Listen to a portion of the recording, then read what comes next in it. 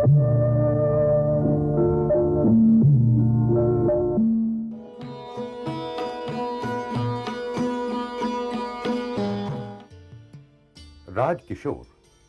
हिंदी पत्रकारिता जगत का वो नाम है जिसने संक्रमण के इस दौर में हिंदी पत्रकारिता को सार्थक बनाने में अभूतपूर्व योगदान दिया है।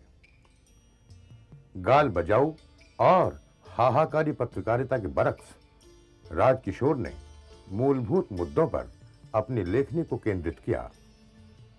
समाज के शोषित, बाधित, दलित और पीड़ित जनों के पक्षधर राजकिशोर की लेखन यात्रा ने शानदार कीर्तिमान अर्जित किए हैं।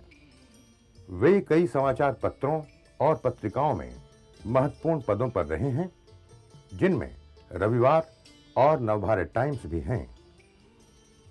उन्होंने कलकत्ते से निकलने वाली पत्रिका परिवर्तन और दिल्ली से प्रकाशित दूसरा शनिवार का कुशल संपादन किया। उन्होंने कहानियां भी लिखी हैं और एक उपन्यास भी। उनकी नवीनतम गंभीर और चर्चित पुस्तक है जाति कौन तोड़ेगा। पुस्तक पर बातचीत करने के लिए हमने राजकिशोर और रविंद्र त्रिपाठी को आमंत्रित किया है। राजकिशोर जी, आपकी पुस्तक जाति कौन तोड़ेगा की स्थापनाओं में से एक महत्वपूर्ण स्थापना यह है कि हालांकि जातिवाद को, जाति प्रथा को तोड़ने का अभियान बौद्ध धर्म और जैन धर्म के साथ साथ फिर भक्ति आंदोलन और उसके बाद नेहरू युगीन जो विकास का दौर हुआ, उस समय तक जाति को तोड़ने का अभियान चला, लेकिन फिर भी जातिवाद टूटा नहीं है। लेकिन फिर भी आप आशा यह जताते हैं कि जातिवाद टूटेगा ज़रूर। तो इस आशा की वजह क्या है? पहली वजह तो ये है कि जाति प्रथा अपने आप में एक असंगत चीज़ है। किसी भी समाज में व्यक्तियों के कुछ खास समुदायों को कुछ खास पेशों के साथ जोड़ कर रखना या उन्हें उत्तराधिकार से किसी खास स्थिति में डाल देना, ये अपने आप में एक अस्वाभाविक स्थिति है। तो जो असंगत चीज़ है वो चल नहीं सकती, चाहे वो जमींदारी प्रथा हो या राजतंत्र हो या बहुत तरह की विषमताएं हों या स्त्री पुरुष के बीच विषमताएं हों। तो असंगत चीज़ों को एक न दिन अपने अंतर्विरोधों के कारण समाप्त होना है। और दूसरा कारण, जो बड़ा कारण है इसका, मुझे लगता है कि जाति प्रथा अभी तक भारत में तमाम चुनौतियों के बावजूद बनी रही। तो इसका कारण ये था कि हमारी जो ग्रामीण व्यवस्था थी उसका ढांचा लगभग वही है जो पिछले 2000 साल से चला आ रहा है।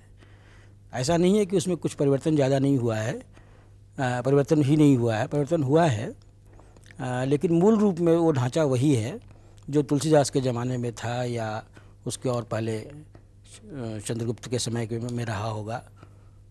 यहाँ तक कि जो टेक्निक है, हल वगैरह जो है, हो सकता है कि आज का किसान हमारा वही हल चलाता है जो तुलसीदास के ज़माने में हल चलता होगा। कृषि पर आधारित अर्थव्यवस्था है, उसकी केंद्रीयता के कारण ही जाति प्रथा मजबूत रही, स्थिर रही और उसको चुनौती देने का कोई उपाय नहीं था। पर इसका तो दूसरा निष्कर्ष इससे यह निकलता है कि जब आधुनिकतम तकनीक जब आएगी और कृषि को और ज़्यादा बड़े स्तर पर आयोजित किया जाएगा और तकनीक प्रधान जब होगी, तब जाति प्रथा को तोड़ने का में आसानी होगी। तोड़ने में आसानी इसलिए होगी तब आबादी की मोबिलिटी, आबादी की गतिशीलता बढ़ेगी। गांव में कम लोग रह जाएंगे, क्योंकि जितनी खेती जितने लोगों को संभाल सकती है उतने लोगों को नहीं संभाल पाएगी, कम लोग रहेंगे उसमें। दूसरी बात यह है कि गांव के या कृषि के उद्योगीकरण के साथ साथ पूरे समाज का भी उद्योगीकरण होगा। तो एक तरफ तो उद्योगीकरण के कारण विभिन्न लोगों का विभिन्न गांवों और ज़िलों के बीच आना जाना बढ़ेगा, मोबिलिटी बढ़ेगी समाज में, नए नए परिवेश में जाकर जमेंगे, तो जो सांस्कृतिक जड़ताएं हैं उससे टूटती हैं। और दूसरी बात यह है कि आधुनिकता अपने आप में एक बड़ी ताकत है जो तमाम दकियानूसी या तमाम रूढ़िवादिताओं को कमज़ोर करती है। इसमें लेकिन एक मैं यहाँ फ़र्क करना चाहूँगा कि भारत में जो आधुनिकता आई है वो ज़्यादातर सतही या ऊपरी आधुनिकता आई है।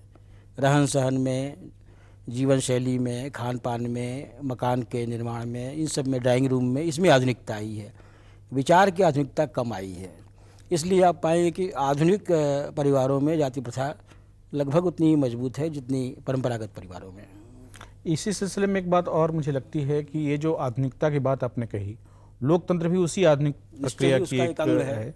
लेकिन लोकतंत्र की जो कुछ जो खूबियां हैं उसको तो हम सभी स्वीकार करते हैं, पर उसने जो एक जातिवाद और जाति की राजनीति आई है, इससे भी जाति प्रथा को फिर से एक नए ढंग से ताकतवर होने का मौका नहीं मिला है। इससे जाति प्रथा को ताकतवर होने का मौका इस रूप में नहीं मिला है कि जाति प्रथा का जो भीतरी ढांचा था, उस ढांचे को चोट पहुंचाई गई है। जाति प्रथा का ढांचा ये था कि जो सवर्ण जातियां थीं वो शासन में, शिक्षा में और यहाँ तक कि व्यापार में, इन सब में उनका वर्चस्व था। तो राजनीति के माध्यम से या लोकतांत्रिक प्रक्रिया के माध्यम से आरक्षण के कारण जो जातियों में विपर्य हुआ है या नई जातियां सामने आई हैं या जो जातियां पीछे थी वो सामने आई हैं, तो उन्होंने जाति प्रथा के संरचना को बदल दिया है। यानी जाति प्रथा तो अभी भी उतनी ही मजबूत है, बल्कि शायद पहले से ज़्यादा उसके प्रति सचेतनता बढ़ी है लोगों की। उसके कारण जो व्यक्तिगत रिश्ते पहले अच्छे हुआ करते थे वो भी बिगड़े हैं। इसके बावजूद उसने जाति प्रथा के, जैसे हेगल के बारे में मार्क्स ने कहा था कि उलट दिया है उसने, वैसे ही इसने जाति प्रथा के पिरामिड को उलट दिया है। अच्छा, इसी आपकी किताब में भी इस बात की चर्चा है और जाति प्रथा, खास करके दलितों का जो प्रश्न है, भारतीय समाज का जो केंद्रीय प्रश्न है जातिवाद के प्रसंग में, तो उस संदर्भ में एक सवाल पिछले कुछ वर्षों में बहुत तेजी से गांधीवाद बनाम अंबेडकरवाद का उठा है और एक तरह से दोनों आपस में एक दूसरे से संघर्ष की मुद्रा में हैं। अंबेडकरवाद को ज़्यादा आक्रामक है।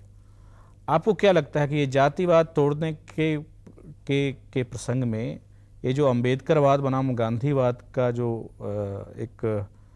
संघर्ष हो रहा है, इसका भविष्य में क्या असर होगा? इस संघर्ष की कोई खास ज़रूरत थी नहीं और ये संघर्ष बेकार का चल रहा है, क्योंकि गांधी जी का जो काम था वो दलितों के बीच उतना नहीं था जितना सवर्णों के बीच था।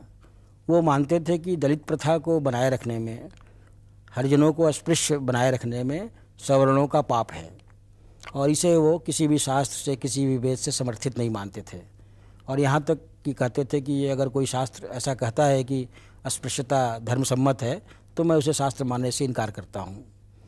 तो गांधी जी ने सवर्ण चित्त का जो उसकी जड़ता थी उसको तोड़ने का प्रयास किया, उसको जगाने का प्रयास किया कि तुमने कई हजार साल से अस्पृश्यों के साथ जो अन्याय किया है, इस अन्याय का प्रक्षालन करो। ये जो प्रक्षालन करने का जो उनका काम था, ये गांधी जी के साथ ही लगभग ख़त्म हो गया, क्योंकि गांधी जी ने जितनी संस्थाएं बनाई थी, हरिजन सेवक संघ या सर्व सेवा संघ या ये सब अस्पृश्यता निवारण के जो कार्यक्रम चलाए थे, वो सब सारे कार्यक्रम वहीं के उनके साथ ही धीरे धीरे कमज़ोर होते चले गए। और तो गांधी सवर्ण समाज की ओर से दलित समस्या का समाधान करने का जो नज़रिया था वो गांधी के नज़रिए को रिप्रेजेंट करता है, उसका प्रतिनिधित्व करता है। अंबेडकर की जो लाइन थी वो दलितों के बीच, दलितों को संघर्षशील बनाने की थी। दलितों से उन्होंने कहा कि शिक्षित बनो, ऐक्यबद्ध बनो और संघर्ष करो, क्योंकि दलित जो है वो याचना करके तो अपनी अस्पृश्यता को दूर नहीं कर सकता है। उसने बहुत दिन तक याचना की है, बहुत दिन तक विनती की है, भीख मांगी है, इससे तो कुछ हुआ नहीं। तो अंबेडकर का रास्ता संघर्ष का रास्ता है और गांधी का रास्ता भी संघर्ष का रास्ता है, लेकिन वो अंतर संघर्ष का रास्ता है। यानी सवर्ण चित्त के भीतर जो एक अंतर्द्वंद होना चाहिए, अंतर संघर्ष होना चाहिए, इसके लिए गांधी जी ने उसको प्रेरित किया। तो गांधीवादी जो हैं, गांधीवाद जो मानते हैं गांधीवाद को या गांधी को, उनको चाहिए कि वो सवर्ण समाज में काम करें, सवर्ण समाज की चित्तवृत्ति को बदलें। और अंबेडकर के जो अनुयायी हैं वो दलितों के बीच काम कर रहे हैं, दलितों को ऐक्यबद्ध करें, दलितों को उनको अधिकार दिलाएं। तो इसमें आपस में मतभेद कहाँ रह जाता है। एक बात मुझे और आपकी बातचीत से ध्यान में आ रही है कि यह जो डॉक्टर अंबेडकर ने धर्मांतरण का जो मुद्दा उठाया था और वो बाद में उन्होंने बौद्ध धर्म स्वीकार किया अपने अनुयायियों के साथ, इसके बाद भी वह जातिवाद को तोड़ने में बहुत सहायक तो नहीं हुआ और आज फिर उन्हीं जातियों ने जिन्होंने धर्म परिवर्तन किए थे, फिर उन्होंने अपने अनुसूचित जाति वाले अधिकार मांगे और वो उन्हें मिला है। यह शायद इसके कुछ आर्थिक वजह भी हैं और भारतीय सत्ता में एक जगह पाने की एक लालसा भी है। लेकिन जो जातिवाद का प्रश्न था, क्या इससे कुछ फायदा हुआ है धर्मांतरण करने से? धर्मांतरण से फायदा तब होता या हो सकता था जब पूरा दलित समुदाय एक साथ धर्मांतरण करता, चाहे वो बौद्ध धर्म में करता या इस्लाम में करता या ईसाइयत में करता, चाहे जिसमें भी करता। अगर पूरा हरिजन समाज एक साथ कर लेता है तब तो एक नई बिरादरी, एक नया समूह बन जाता है। लेकिन हुआ क्या कि स्वयं आम्बेडकर के समय में ही मुश्किल से 4 या 5% दलितों ने धर्मांतरण किया। उनके डॉक्टर आम्बेडकर ने स्वयं किया और कुछ हज़ार लोगों ने किया होगा। तो इससे एक अलग कोटि, एक अलग कैटेगरी बन के रह गई और बाकी लोगों ने धर्मांतरण किया नहीं। आज भी जो लोग हिंदुत्व को गाली देते हैं या हिंदू समाज के जो प्रतीकों को अच्छी निगाह से नहीं देखते हैं, वो स्वयं कोई धर्मांतरण नहीं करते हैं। देखिए, आरक्षण का मुद्दा भी है और आपने भी पुस्तक में चर्चा की है इस बात की कि आरक्षण के कारण हमारे समाज का जो दलित वर्ग था या अन्य जो पिछड़ी जातियां थीं, जो समाज में बहुत नीचे थीं, उनको एक मौका मिला, लाभ मिला, बहुत फ़ायदा मिला और आरक्षण की अपनी एक खास वैधता है। लेकिन आरक्षण भी क्या पूरी तरह से जातिवाद को तोड़ने का एक इलाज है, या वह अब कोई ऐसा मुद्दा बचना कि उस भविष्य में संभावनाएं बची हैं कि आरक्षण के कारण जातिवाद को और कमज़ोर होना या टूटेगा? वो नहीं, एक स्तर पर तो हो सकता है। जैसे मान लीजिए कि आरक्षण की वजह से अगर किसी पिछड़ी जात के लड़की या दलित लड़की को अच्छी ऊंची नौकरी मिल जाती है, आधुनिक जीवन शैली में प्रवेश कर जाती है, तो उसके लिए वर ढूंढना अपने जाति के बाहर आसान हो जाता है। हो सकता है कि कोई सवर्ण युवक उसके साथ संबंध बनाए और दोनों के बीच संबंध रिश्ता बने, शादी ब्याह का भी रिश्ता बने। तो आरक्षण की वजह से जो विशेष सुविधाएं मिल रही हैं दलितों को और दूसरे लोगों को, इसके कारण वो मॉडर्न सेक्टर में प्रवेश कर रहे हैं, आधुनिक सेक्टर में प्रवेश कर रहे हैं। तो इसमें एक जाति के बंधन को ढीला करने का तत्व थोड़ा सा है। दूसरी बात यह है कि अगर आरक्षण से सभी लोग, सभी जातियों को या सभी पिछड़ी जातियों के लोगों को अच्छे अवसर मिल जाते हैं और सबके बीच आर्थिक एक न्यूनतम आर्थिक समानता आ जाती है, तो फिर जाति प्रथा अपने आप कमज़ोर हो जाती है।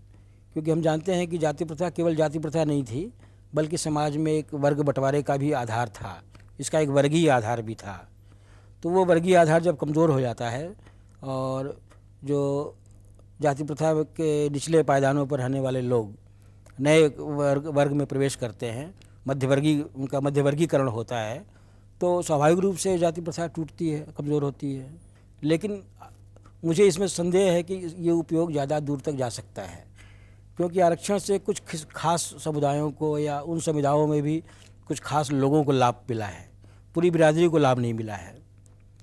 अच्छा, देखिए, ये जो हम लोगों की बातचीत में बार बार एक मॉडर्न सेक्टर की, जो आधुनिक सेक्टर है, मिडिल क्लास जिसमें है, जिसमें उद्योग धंधे हों, इसकी बात आ रही है। लेकिन थोड़ा सा इस किताब के संदर्भ में ही और आपके पूरे जो आपका जो लेखन है और हमारे सामने जो पूरे देश के सामने जो समस्या है कि मॉडर्न सेक्टर, जो आधुनिक सेक्टर है, उसका विकास रुक गया है और देश की आर्थिक हालत ऐसी नहीं है और हमारे यहाँ जो विस्थापन हो रहा है वो भी किसी औद्योगिकरण के कारण नहीं हो रहा है, चूँकि गांव में स्थितियाँ कुछ ज़्यादा जटिल होती जा रही हैं, क्योंकि शहरों में विकास नहीं हो रहा है। तो एक तरह से मॉडर्न सेक्टर अपने आप में संकट में आ चुका है अभी हिंदुस्तान में, और मुझे यह नहीं लगता है कि अभी हम निकट के भविष्य में इस मॉडर्न सेक्टर का जो संकट है उससे भी आगे निकल पाएंगे। तो यह इसकी तो और भी कई सारे इसके पहलू हैं जिनकी चर्चा की जानी चाहिए। लेकिन जाति प्रथा के सिलसिले में जानना चाहूँगा आपसे कि फिर जब जो मॉडर्न सेक्टर ही जब संकट में है तो फिर कैसे वो आगे कमज़ोर करेगा? बहुत अच्छा प्रश्न आपने किया है। आधुनिकता का जो संकट है या मॉडर्न सेक्टर का जो संकट है जिसको आपने कहा, ये संकट इसीलिए है कि उद्योगीकरण का जो रास्ता हमने चुना है वो बहुत ही बड़ी पूंजी वाले उद्योगीकरण का है। उतनी पूंजी हमारे पास है नहीं, तो हमें विदेश से उद्योगपतियों को आमंत्रित करना पड़ता है, विश्व संस्थाओं से लोन लेना पड़ता है, विदेश में बॉन्ड जारी करने पड़ते हैं। इसके बावजूद हमारे अंदर इतनी पूंजीगत गतिशीलता नहीं है कि आधुनिक सेक्टर का लगातार विकास हो सके।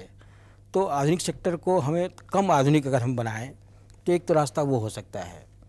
और दूसरा जिसे आप आधुनिक कहते हैं या जिसे मैं आधुनिक कहता हूँ, वो केवल रहन सहन की या उत्पादन की आधुनिकता नहीं है, कपड़े या दूसरी चीज़ों के उपभोग के सामान की आधुनिकता नहीं, विचार की भी आधुनिकता है।